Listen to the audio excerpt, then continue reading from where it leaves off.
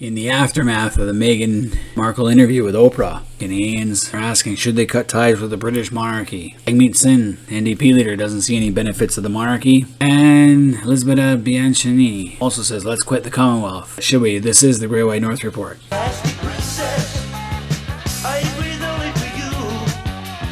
Okay, so in the aftermath of that interview with Oprah by Meghan Markle and Prince Harry, a lot of Canadians, woke journalists out there are asking, should we cut ties with the British monarchy? My answer is obviously no. I don't think we should. And we got Jagmeet Singh, the NDP leader, saying the impact of systematic racism on Canadians during the pandemic. What bullshit is he talking about? I've got nothing from the pandemic myself, other than the CERB for a couple of months. He's so full of shit it ain't funny. The only reason why he's still relevant is because Trudeau and the Liberals need him, and he's at the table begging for scraps. And then this chick is asking, should we drop the monarchy? The answer is obviously no. The monarchy is part of our culture and part of our heritage and traditions. And once we drop those, then nothing would be sacred. You might as well even get rid of the Stanley Cup because, hey, that's part of the colonial past. So this all came about because of an interview with Oprah. So the billionaire was interviewing the millionaires. I never watched the interview when it was on. I'm not giving them ratings. And I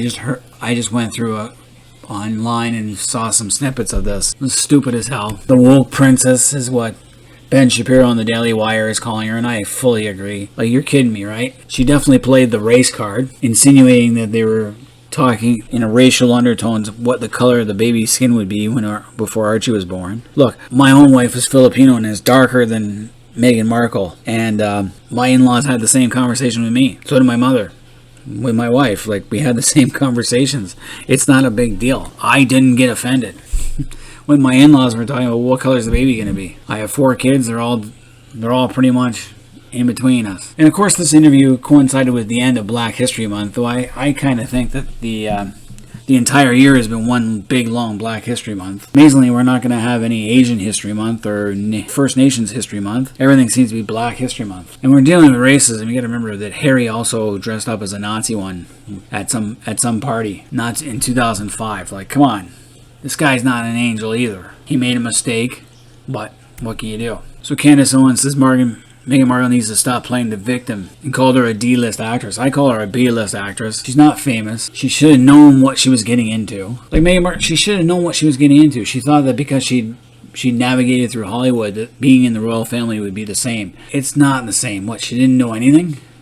You gotta be kidding me. Harry didn't tell her things? She never listened to any interviews done by Kate Middleton or by any others on how much pressure there is in the royal family to uphold its traditions and values. The media coverage with the royals is a lot in Britain, much more so than Hollywood. She should have at least been used to this. Christ.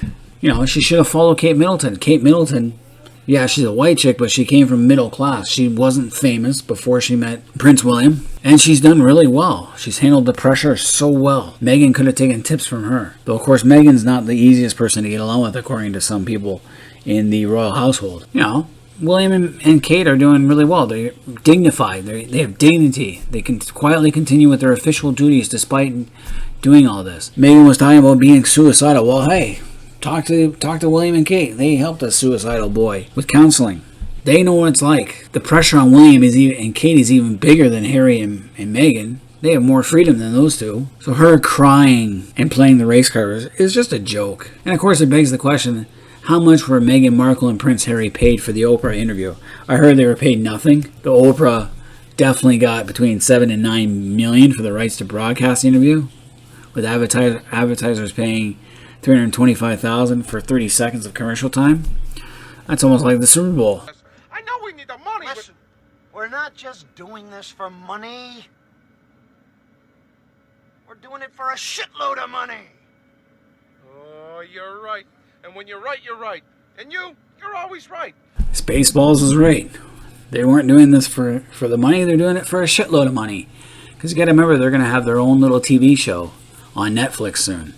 And that's free advertisement. Just got to remember that Meghan and Harry are going to have their own little Netflix show, and they have their own production company and all this other garbage. So doing an interview is advertisement. Free advertisement for all this stuff. It creates buzz. That's what it is. They're not just doing it for the money. They're doing it for a shitload of money. And so is Oprah.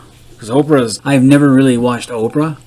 And to me, she's no longer as relevant as she was back in the early 90s, I guess. And of course, I always thought they were leaving the royal family so they could be live quietly. They even went and bought a place in Vancouver, a $14 million, 10,000 square foot mansion. Oh, that sounds like they're desperate to me. They're so hurt. So they went from the royal family, who's racist, to Canada, which is a systematic racism. Then they moved from Canada and settled in LA, which is even more systematically racist, according to people these days. And they did it while Trump was still president. LA is one of the worst places to live in the United States. So I don't know what she's yipping about. Something probably taken out of context. Her feelings got a little hurt. She held a grudge. Got worse. Harry's caught in the middle of everything. They're living off his trust fund because she doesn't make a dime anymore, and his army pension, which I imagine he gets every month from the British government. And they need cash. I feel sorry for Harry, but he make your own choices. No sympathy for her.